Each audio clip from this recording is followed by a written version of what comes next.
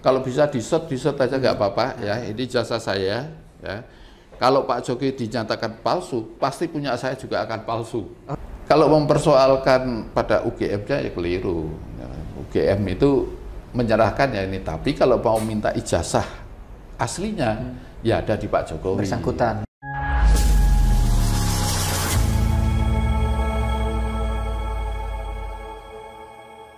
Assalamualaikum warahmatullahi wabarakatuh. Halo sahabat sekalian dimanapun Anda berada.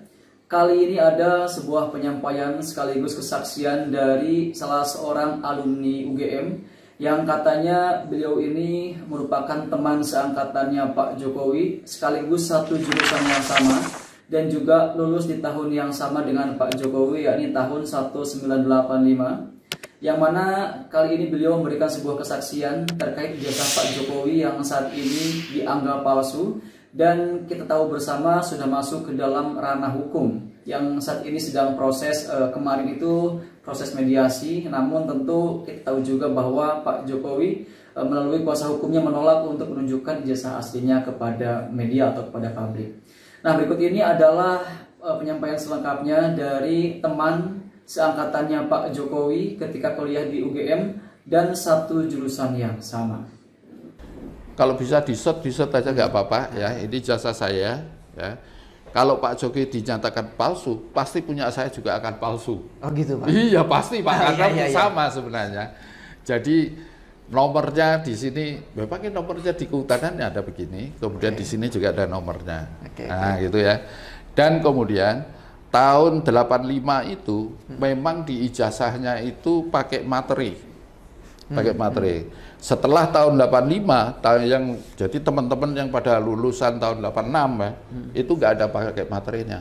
Oh, termasuk Andi? Ya, saya karena masuk yang awal itu pakai materi. Pakai materi. Ya, setelah 86 itu nggak ada. Kemudian masalah jurusan ini tadi Mas. Ini kan ada tulisan jurusan tapi di strip ya. Iya benar. Nah, karena format yang lama itu memang ada jurusan, setelah itu dihilangkan.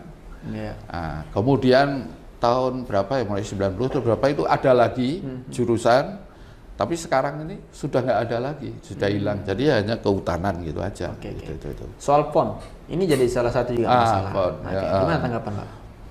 Jadi gini, kalau font kita itu kan terimanya itu Bang ijazah ya begini ini gitu. Iya. Dari kalau dibilang kita ini buat atau itu, kita nggak bisa buat ya. Ini kan kalau menurut saya UGM juga mungkin pada waktu itu mencetak ya, entah di mana itu mencetaknya. Tapi semua ijazah di Fakultas Kehutanan yang pada zaman itu ya begini ini, persis plek gitu. Saya kemarin tanggal 15 April ya, itu diundang oleh dekan Fakultas Kehutanan. Di sana itu karena ada TPUA itu, ya. Saya ke sana dan memang teman-teman juga membawa ijazah. Kita coba banding-bandingkan ijazahnya ya memang sama, memang begini semua. Gitu. Jadi nggak ada bedanya. Jadi kalau misalnya Pak Jokowi nyatakan palsu, maka kan semuanya itu akan palsu. Oke. Itu. Baik, berikutnya soal dosen pembina kalau tidak salah. Pembimbing, dosen pembimbing yang sempat juga dipersoalkan. Oke, itu gimana Pak? Kalau saya, pembimbing saya itu namanya dulu ya pembimbing akademik, namanya itu Pak Haryanto almarhum. Kemudian kalau pembimbing skripsi saya itu namanya itu Pak Dr. Joko Marsono. Ya, gitu. Ya beliau berdua, beliau ini sudah sepuh gitu. Masih ada kalau Pak Joko Marsono. Nah kalau Pak Jokowi, pembimbing akademiknya itu Pak Kasmujo. Pak Kasmujo itu kalau dalam podcast orang menyebutnya Pak Kosmajo, bukan Pak Kasmujo yang benar. Kita panggil Pak Kasmujo. Pak Kasmujo. Nah kemudian sebenarnya pembimbing aslinya itu adalah Pak Profesor Sumitro almarhum. Ya, gitu. Kalau Pak Kasmujo sampai sekarang masih ada. Gitu. Cuma ya udah pensiun pasti. Gitu. Itu gimana tanggapan Bapak soal disebut bahwa di situ sekali lagi ada tanda tangan juga Pak yang di di skripsi. Oke, skripsi, sorry. Itu sama nggak dengan Bapak? Sama saja. Jadi begini, di masa 85 itu skripsi itu kita itu hanya mencetak, ya. Setelah itu yang penting sudah dapat tanda tangan dari pembimbing utama. Itu kalau tanda tangan yang lain penguji atau apa-apa itu yang wajib memintakan tanda tangan itu adalah bagian pengajaran. Kalau di sini sekarang apa ini? Bagian akademik kalau salah ya, di fakultas. Nah, kita itu mencetak itu 5. 1 untuk arsip kita, 1 untuk perpustakaan di fakultas. Kemudian yang 3 itu ya untuk penguji dan pembimbing. Karena ada pembimbing, ada pengujian, itu di situ itu. Nah, di situ kalau kemudian pengajaran itu tidak memintakan kepada pembimbing itu dan penguji, ya memang ada tanda tangannya. Tapi pembimbing utamanya itu biasanya ada. Karena itu menyangkut sah tidaknya ya pembimbing utama itu. Kalau bukti-bukti Bapak di kampus atau foto bersama dengan sesama ini fakultas saat itu ada, Bapak masih simpan? Masih ada ya. Ada foto-foto, kebetulan yang namanya itu Saminuddin Baroritau. Ini dari Aceh ini anak ini ya. Itu memang yang punya Tustel dan beliau saat itu ya itu. Di kemana-mana beliau suka bawa Tustel ya. Sehingga banyak foto-fotonya juga gitu kan. Nah, jadi foto waktu kita pertama kali masuk fakultas kehutanan, tapi ya jangan bandingkan kayak gedung sekarang ya. Gedungnya masih lama gitu. Kita harus pakai baju putih, pakai dasi hitam ya, itu ada di situ ya gitu. Kalau sama waktu wisuda ada, dia punya juga Pak, namanya Saminuddin Baroritau itu. Bapak masih simpan pastinya ya? Karena kebetulan beliau ngirim juga, ngirim itu. Oke Pak, saya pengen tahu ini reaksi teman-teman satu fakultas saat itu, ada Pak Jokowi dan teman-teman alumni di sana. Itu apa reaksinya ketika mendengar ijazah Jokowi ini dipersoalkan oleh banyak orang, Pak? Kalau dalam posisi kami itu sebenarnya ya apa ya, kami ini Pak, kemarin itu juga saya kebetulan ketemu sama Profesor Markus namanya, ahli pidana di UGM, yang ngobrol-ngobrol, Pak kenapa tidak menunjukkan ijazahnya itu aja selesai gitu kan. Gitu. Jawaban beliau adalah jadi ijazah, KRS, KTP, kemudian KHS, transkrip gitu. Itu tuh bagian data pribadi. Privasi itu. Jadi kalau mau dibuka itu ya tergantung pribadinya mengizinkan atau tidak. Kalau nggak diizinkan ya memang nggak boleh. Itu kan. Ya terus bagaimana? Apa kita mau memaksa oleh Pak Jokowi buka gitu? Nggak bisa. UGM pun nggak akan berani membuka karena itu privasi itu. Tanpa izinnya Pak Jokowi juga nggak dibolehkan. Itu. Ini kemarin karena saya juga ketemu sama Profesor Werning, Wakil Rektor 1 UGM. Beliau juga memberi keterangan seperti itu. Tapi kalau dibilang adakah data itu ada, pasti ada, dan waktu dinyatakan kalau gitu kita gugat sampai ke pengadilan, UGM juga menyatakan siap, silahkan mau digugat di mana saja, mau nasional maupun internasional. Tapi kalau misalnya kita nunjukkan buktinya nggak bisa karena itu privasi kan. Benar.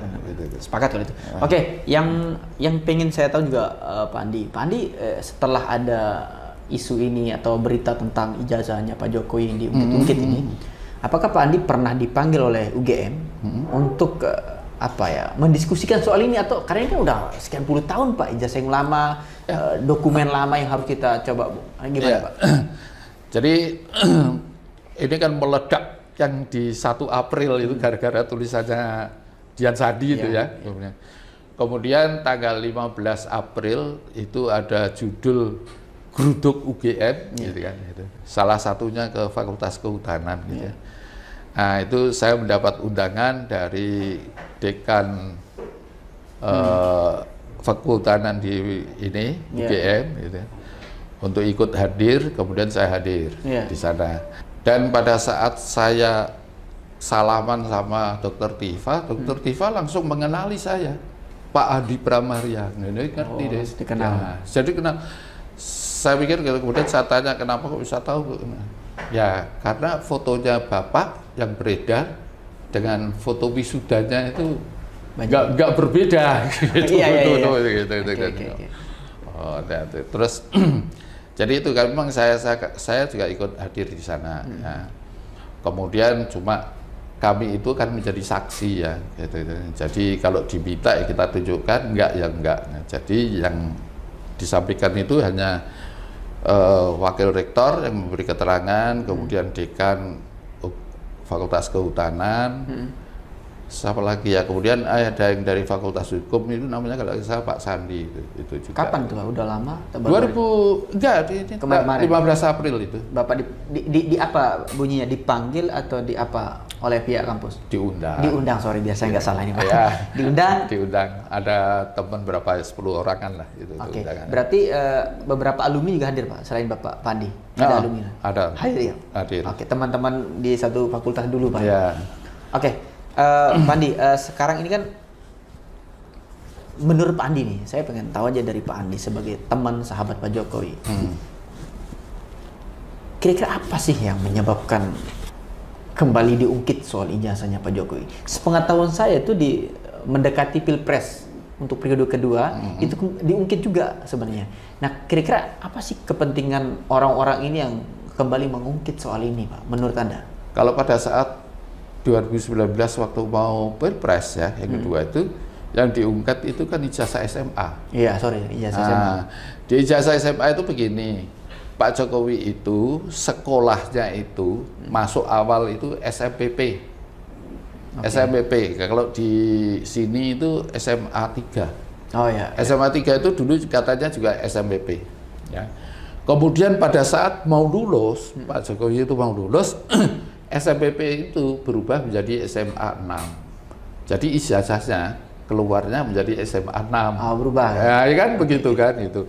Nah, itu yang dipersoalkan.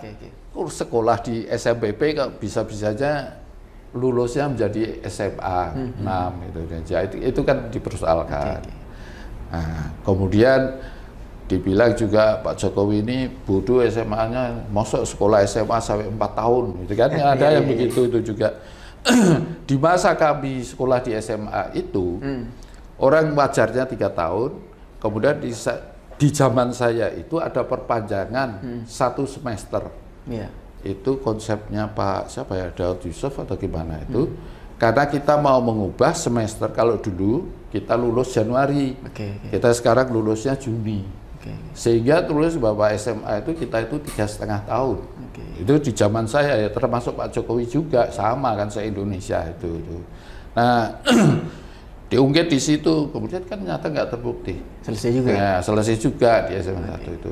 Nah, barangkali ada ketidakpuasan, mau SMA nggak tahun selesai, akhirnya S1 gitu. Oke, Pak Andi, saya rasa ini penting ya dan menarik.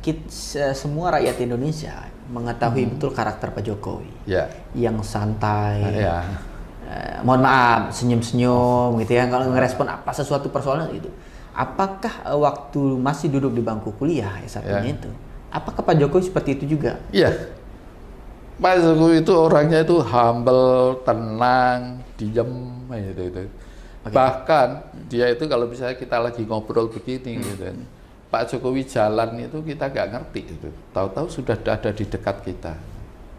Jadi seakan jalan pun nggak ada suaranya gitulah. Gitu. Padahal kan kita dulu tidak mengenal sepatu cat gitu, gitu kan, kebanyakan pakai sepatu pantofel, dan lantainya kalau tidak keramik pasti tegel ya. Benar. Jadi kalau jalan mesti ada suara tok gitu. Ini nggak ada. Nggak ada kalau dia. Memang begitu dia. Oke, ini juga menarik Pak Andi. Ini kan baru pertama kali kita ini melihat reaksi Jokowi yang menempuh jalur hukum. Ya. Oke. Apakah Anda melihat sebagai teman yang kurang lebih 4 tahun ya bersama di 5 tahun di kampus S1-nya, ini merupakan puncak kemarahan Jokowi sampai menempuh jalur hukum? Atau karena ekspresinya tetap ya begitu saja ya. Kalau kita ngelihat, apakah ini puncak bahwa Jokowi itu marah sekali pada orang-orang ini? Saya pikir kalau marah beliau enggak gitu. Karena saya juga yang agak heran Pak Jokowi itu memang sabarnya itu. Dia sabar sekali menghadapi segala sesuatu, dia sabar. Nah, pernah beliau cerita juga kan, dia konsultasi untuk skripsi itu sampai 12 atau 14 kali gitu. Ke Pak Andi, sorry. Ya, enggak, kalau dia cerita di umum juga begitu. Memang kalau pas ngobrol-ngobrol juga begitu juga dibahas itu. Tapi kan sabar aja dia itu tetap mau gitu. Padahal di zaman itu kalau kita misalnya dicoret gitu kan, kita kan harus ngetik ulang dan ketiknya pakai mesin ketik kan. Dan itu kalau misalnya sedikit pun kita itu harus lip gitu kan, untuk ngepaskan kata-kata supaya bagaimana itu perlu mikir panjang gitu. Tapi beliau sampai 14 kali. Saya pikir-pikir, ya memang sabar beliau itu. Dari dulu ya memang begitu. Tetapi kemudian, kenapa beliau itu sampai melaporkan ya ini ya. Saya pikir bukan karena dia tuh marah gitu. Dia ingin menunjukkan kebenarannya itu. Karena beliau kan sudah ngomong juga, tidak ada kewajibannya untuk menunjukkan jasa ke orang-orang itu lah gitu. Nah, itu akan ditunjukkan apabila ada perintah pengadilan kan itu. Nah, sekarang dia sudah menunjukkan ke Polri kan, ke Polda misalnya Metro. Nah, tapi ya memang itu kan data pribadi, jadi nggak akan diungkap juga oleh Polda. Ya tergantung dari pengadilannya nanti. Dan Pak Jokowi kan sudah, kalau misalnya mau di uji forensik silakan saja. Coba yang saya masih heran itu ya,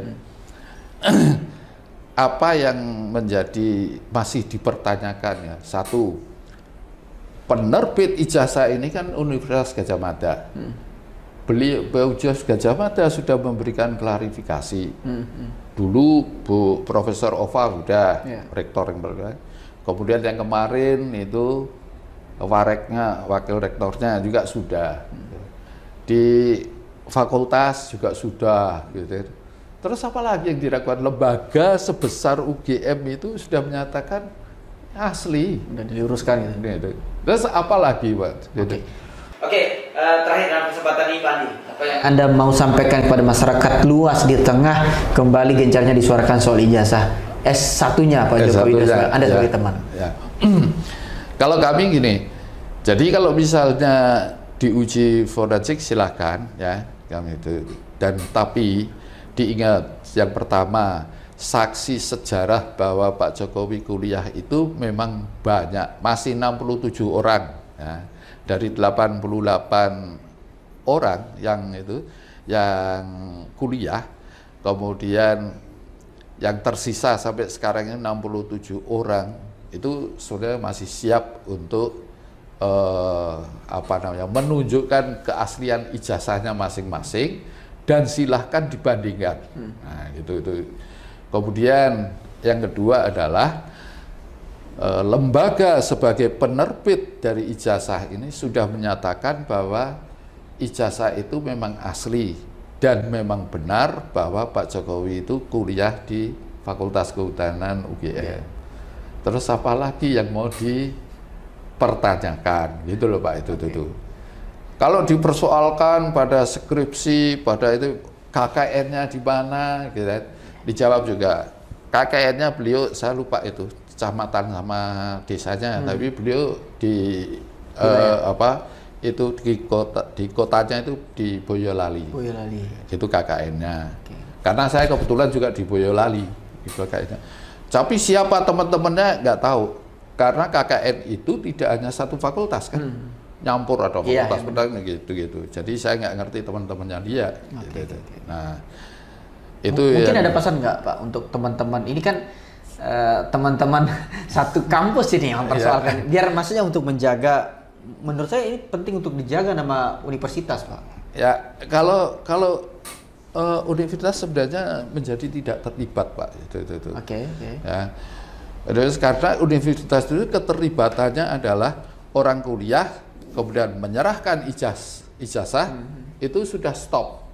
Dia sudah tidak tercatat sebagai mahasiswa kan. Nah, dia sudah menjadi pribadi yang berdiri sendiri. Hanya kalau di dalam di UGM itu ada yang namanya Kagama, kan? Keluarga Alumni Gajah Mada. Itu. Nah itu yang kemudian pecah ya, bukan kok pecah, kalau solidnya masih solid ya. Nah, kebetulan ketuanya sekarang itu ketua Kagamanya kan Pak Basuki, Pak Basuki mantan PWR, PWR itu. Nah itu kalau dulunya Pak Ganjar, sebelumnya Pak Ganjar. Okay. Nah itu sebenarnya ya kalau mempersoalkan pada UGM-nya ya keliru. UGM itu menyerahkan ya ini, tapi kalau mau minta ijazah aslinya ya ada di Pak Jokowi. Bersangkutan. Ya gitu. Nah, dan Pak Jokowi seperti ini kan sudah menyatakan bahwa sudah menunjukkan ya, ini ijazahnya dari SD sampai S1 ditunjukkan. Hanya nggak boleh difoto, kan gitu. Oke. Baik, terima kasih. Kalau mudah-mudahan Pak Jokowi juga menonton acara ini. Ya. Kami sebenarnya itu siap memberikan kesaksian. Tentu saja kesaksiannya adalah kesaksian sejarah. Bagaimana Bapak kuliah dan bagaimana juga Bapak wisuda. Karena kebetulan saya dengan Bapak itu termasuk yang wisuda bersama, yaitu tanggal 5 November tahun 1985. Jadi saya adalah salah satu saksi dari 67 teman-teman yang sampai sekarang ini masih ada. Nah, memang penyelesaian secara hukum barangkali kami juga siap ya untuk menjadi saksinya gitu.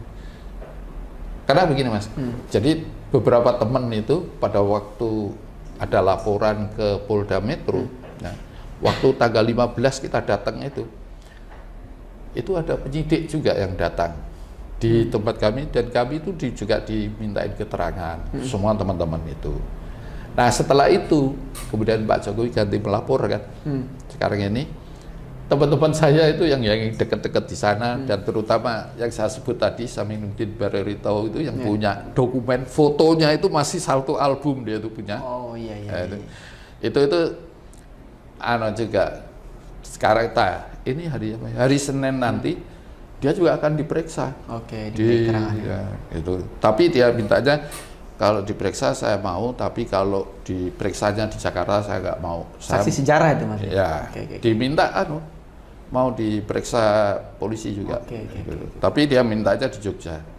Karena kami ini kan sudah ya berusia ya. Usia ya, dia sudah nggak berani pergi jauh-jauh. Perjalanan yang lumayan. Ya, tadi kita sudah mendengarkan langsung penyampaian sekaligus kesaksian dari seseorang yang katanya ini adalah teman seangkatannya Pak Jokowi. Dan tadi kita pun sudah mendengar secara jelas bagaimana kesamaan ijazah beliau dengan ijazah Pak Jokowi yang saat ini terus menjadi perdebatan ya. Dan kita tunggu saja apakah yang disampaikan oleh beliau ini benar-benar sesuai fakta atau tidak. Dan kita tentu akan nunggu juga hasilnya dari hasil proses hukum yang saat ini sedang berjalan, meskipun sebagian dari pakar atau ahli politik juga mengatakan bahwa pada akhirnya ujung-ujungnya ijazah Pak Jokowi ini akan dinyatakan asli oleh kepolisian. Tapi tentu kita pun ini masih sebatas spekulasi saja. Untuk lebih jelasnya nanti kita tunggu saja hasil dari proses persidangannya. Baik, mungkin itu saja yang bisa kita sampaikan dalam berita kali ini. Seperti biasa jangan lupa like, share, dan subscribe channel ini supaya tidak ketinggalan update terbaru yang saya update di channel saya, Imran Prasetyo Official. Wassalamualaikum warahmatullahi wabarakatuh.